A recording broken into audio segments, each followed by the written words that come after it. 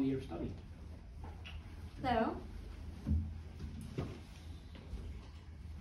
So my talk today is about building communities in the digital age and the role of social media in connecting stewards of cultural heritage.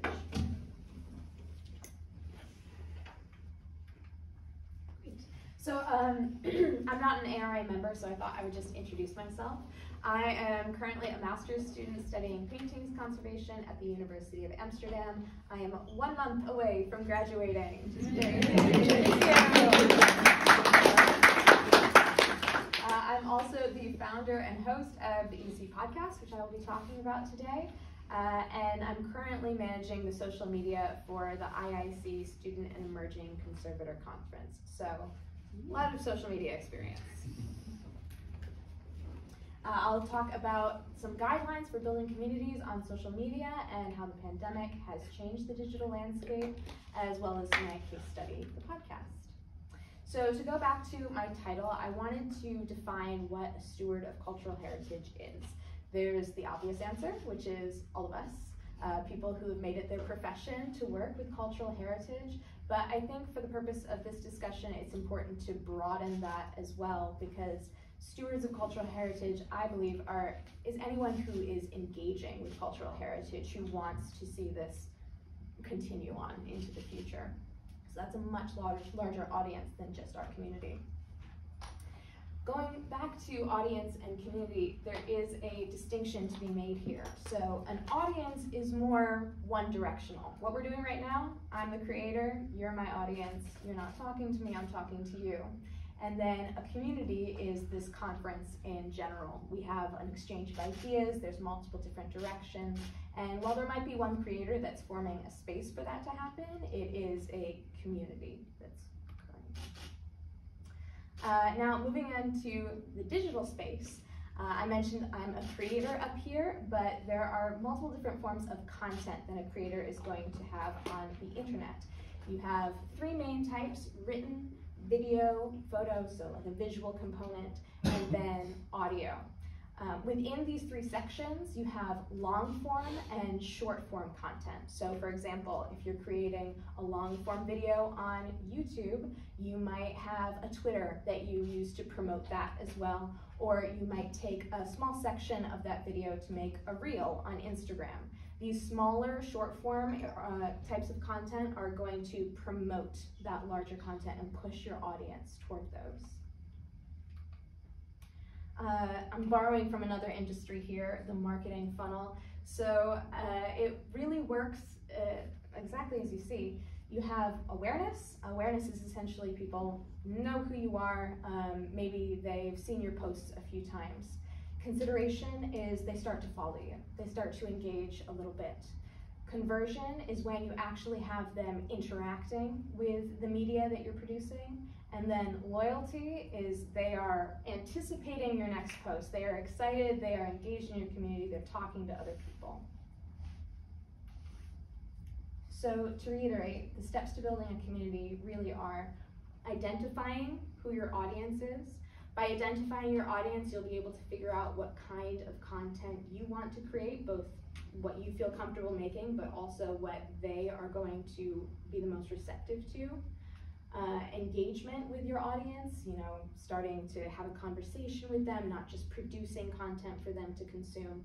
And then from there, building a community that has multiple people commenting on what you're doing. So Facebook is probably the social media platform that is most well equipped for handling communities. They have really designed their platform to be a space for people to communicate with each other. They mostly do this through pages and groups. So just a brief rundown of this. Pages are public. You can think of them as a storefront for your business or institution. This is where people are going to see your hours, any contact information, general information about your business. They could sign up for your newsletter, they could learn about some of the content that you're creating. It's not necessarily where they're going to go for that content, but more for information about it. And it is best for attracting and meeting new people. And then a group can be public or private. and you get a lot more community interaction here. It's less of the creator posting something for people to view, and the goal is for people to actually be generating discussion themselves. Something that is very interesting for us, I think, in terms of information sharing, is that groups also allow you to share files and documents. And it's really best for nurturing members that you already have as opposed to gaining new members.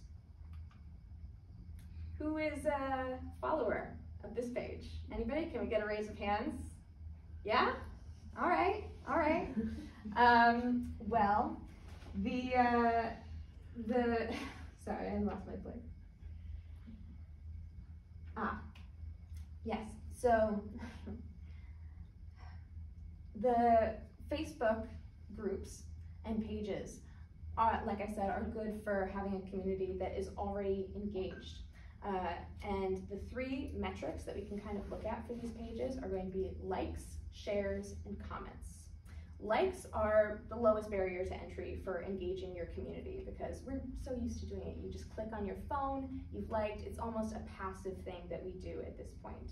Sharing requires that you actually absorb the information and you have a thought that, oh, I think this person would like it. And then commenting is actually one of the most difficult things to get an audience to do because it requires that they absorb the information, have a reflection on it, and then produce something. And getting someone to the point where they're interested enough in your content to engage with it and produce something for it is a very, very difficult step to get to. Like I said, likes are the lowest barrier to entry, so that's actually what I want to focus on for some of these Facebook pages. I had a look at some conservation Facebook pages, some ICOM, ARA, IIC. In pink here, you will see the number of followers that these pages have, and in blue is the number of likes. In no case are the likes greater than the number of followers. And what this tells me is that people aren't necessarily engaged with these, even though, like I said, liking is the lowest barrier to entry. People are more used to being able to scroll, see a headline essentially, and then move past that. They're not taking the next steps, they're not going forward. So for Facebook specifically, even though it's something that most of us have, everybody looks at, it's really only good for awareness of your page, as well as deep-seated loyalty. So you're going to have a lot of interaction from groups that have an established community, and then pages in general are just going to provide information about the content that you're making. So how has the pandemic changed this? Well, our lives changed overnight. Pretty much everything moved online. We had to adapt the way that we exchange information, and I'm sure everyone here has attended an online conference in the last few years. I don't know if you attended an online conference before that. Maybe you'll also have noticed that the conferences online have gotten better as time has moved on, along with workshops. And this is just because it's a new form that we're engaging with, that we want to be improving. And the only way it's going to improve is if we continue to have these conferences online and develop ideas for how to make them better. In a more broad sense, our values have changed about what exactly it is we want to get out of social media. People are looking for authenticity, immediacy, participation from the audience as well as from the creator, and just in general, connectedness, because now we view, from the pandemic, we view social media as a more tangible thing, and it holds more weight in our lives, I think. What does this mean for the future? Well, digital spaces cater very well to international communities, which we are as conservators and archivists. As I mentioned before, it's improving online meeting spaces, and this will only continue to get more complex and become a larger part of our professional lives. In terms of the general public, again, you're going to see more interest in bingeable content and series. So if someone is meeting you as a creator for the first time and they see a video of yours that they like, they're gonna wanna be able to go to your page or whatever social media you have and watch multiple videos in a row, get to know you very, very quickly.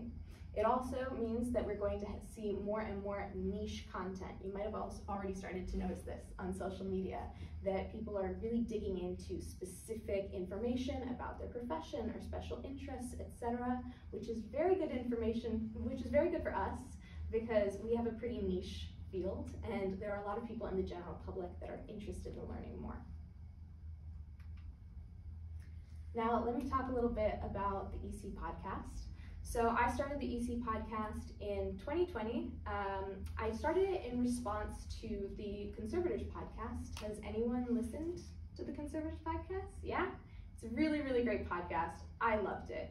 And as an emerging conservator, a new student, I was really interested in learning more about that element of being a conservator. They had episodes and they had, a bit of information about being an emerging conservator, but I saw an opportunity to provide more information, and I figured if I have these questions, other people do too. Well, I was correct, and we've had quite a bit of success in the last few years.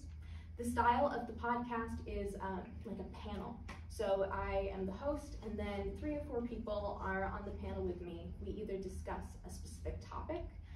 For example, we've talked about writing a thesis, we've talked about internships and job opportunities, and then the most popular episode that we had in our first season was about the application process for my program specifically. I supported the audio element of the podcast, which was the long form that I selected, with Instagram, posting about the episodes that we had, as well as anybody that was on the podcast. And then I did have a website and just a Facebook page, mostly as a placeholder, just something that people who were on Facebook or who were the most comfortable with Facebook could interact with, although I will admit Facebook is not my platform, so I did very little to contribute to that other than having it available. Engaging the community was one of my favorite parts of this process after actually making the podcast. So like I said, I promoted episodes and panelists on Instagram. Promoting panelists was great because it was an opportunity for me to get to know the people that I was interviewing a little bit better. I had a series of questions that I would ask them, and then I would turn that into some kind of social media post so that the audience could get to know the panelists a little bit better. Instagram stories I found were a lot more useful for connecting with my audience than posting was, because stories allow a point of connection, some kind of interaction. You would think that a post, people can like it, people can comment, but if you use stories in the right way, you'll actually find that you get more engagement there than you do in just a post.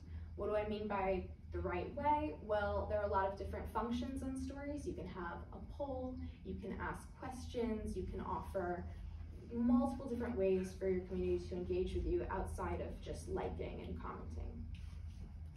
I also found that it was really important to be a community member yourself. Not only within the community that I was trying to form, but also at large. So I joined multiple different Facebook groups, Instagram groups, and I noticed that there weren't a lot of people commenting on these posts, so I started commenting, seeing a treatment and asking a question or congratulating someone on a good job. Similarly, I would repost these Instagram posts on my story and make sure to tag people so that they saw that I was interested in sharing their things. By doing this, you are not only strengthening your own community, but the community at large. And then lastly, it's really important to listen to your audience. So like I said, our most popular episode from season 1 was about applying to the University of Amsterdam. I expanded upon this in season 2, and I honed in on nothing other than different programs and how to apply to them, having specific episodes for specific programs that included students from those programs. I interviewed students from Cardiff, as well as one in the United States at University Buffalo. So, have I formed a community? This is, I think, up for debate. I've met people who have, in the real world, who have liked my content and told me, and we've had nice one-on-one moments, but I find that in the digital space, I haven't made as much of a community as I would have liked, and there are some reasons for this. Time is the biggest one. I am a student. I figured out pretty quickly that having a website was doing absolutely nothing for me except for spending €10 a year on it, so I got rid of the website after a few months. I also realized that Facebook is, like I said, just sort of sitting there. I was able to keep it up by hooking my Facebook account up to my Instagram, and then anything I posted to Instagram automatically got posted to Facebook, so it's just one less thing for me to do. Also, working alone has proved to be a bit of a challenge. I am doing all of the work for the podcast, which includes quite a few things beyond social media, and I found that I didn't have the personal energy and, like I said, time to really engage with the community as much as I would have liked or as much as I originally set out to do. This has resulted in a bit of a loss of audience because I haven't been able to be consistent, which I found is the most important element of being a content creator.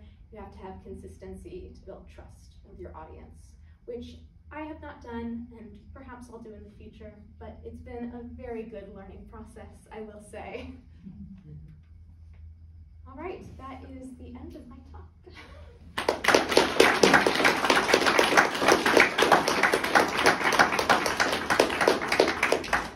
Well, thank you, Liz, for those really valuable insights into social media. Thank you.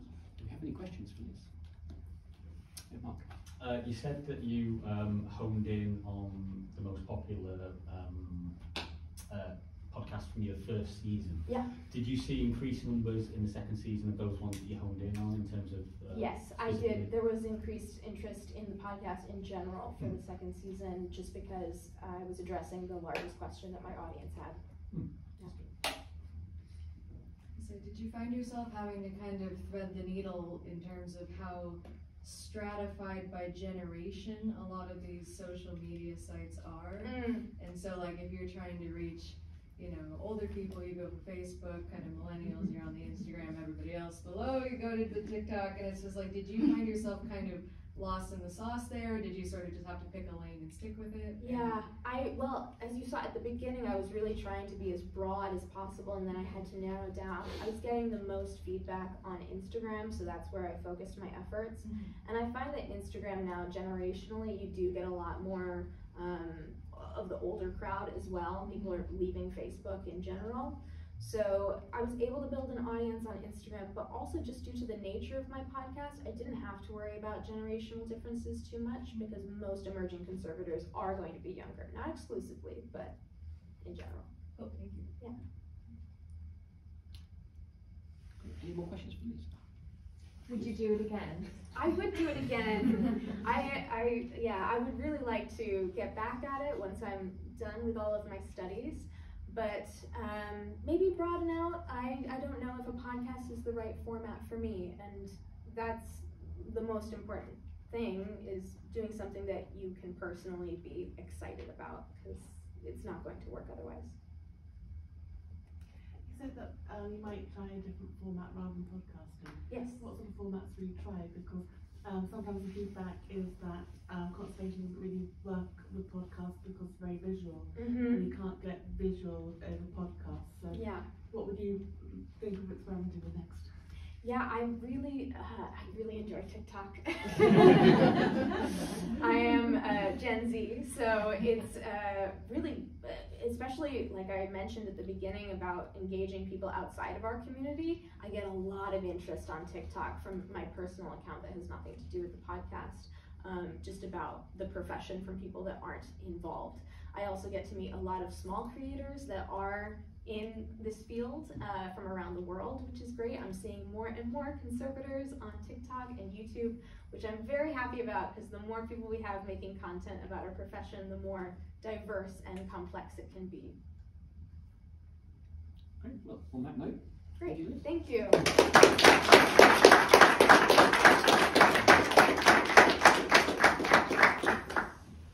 So our final speaker is Philippa Rader.